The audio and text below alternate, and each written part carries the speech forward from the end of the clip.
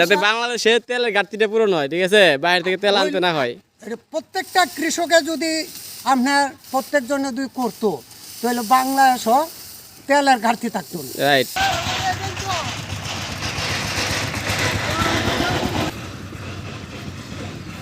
মাশাআল্লাহ অনেক সুন্দর হয়েছে বুঝলেন। মাশাআল্লাহ মনে হয় যে গরু রাখতাছি দাহ দিতাছি কি হয় না জাগ দিয়ে কয়দিন রাখবেন? ও মনে হয় যে 3 দিন রাখার পরিকল্পনা আছে। আচ্ছা ঠিক আছে, 3 দিন শুয়ে যাবে যে রোদ আছে এখন। তা আশা করা যায় কাঠা প্রতি কেমন ফলন হবে?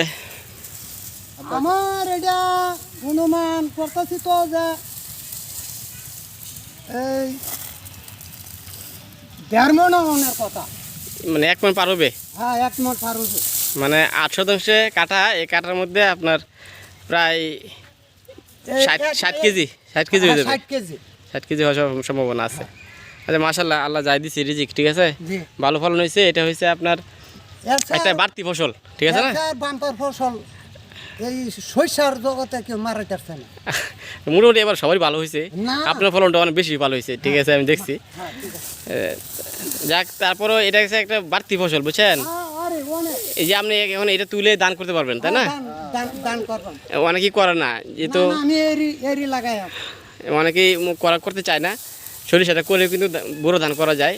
এটা যে আপনাদের দেখে কিন্তু শিখবে অনেকেই। ধানও কিন্তু বেশি হবে, কারণ সার দেওয়া হয়েছে জমিতে, মাটিটা থাকে। এটা স্যার জমিনে আপনার ধানই অনেক বেশি, অনেক ধান বেশি হবে। ঠিক আছে, ঠিক আছে, আপনাদেরকে অসংখ্য ধন্যবাদ। কাজ করেন, ঠিক আছে। কৃষি আমাদের দিবানিশি, ঠিক আছে। আমরা দিন রাত কৃষির সাথে আছি এবং থাকবো। অনেক সরিষা লোনে অনেক তিরপাল দিবেন আপনারা কিনে, আর কি দিব?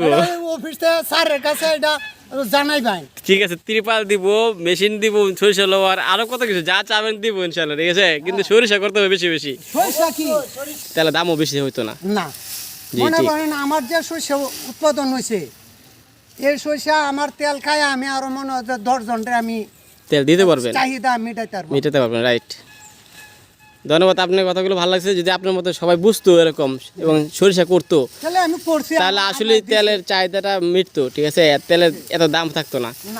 আমরা আশা করি সবাই আগামীতে সরিষা চাষ করব এবং সবার ঘরে ঘরে যে তেলের একটা চাহিদা, এটা পূরণ করব। ধন্যবাদ।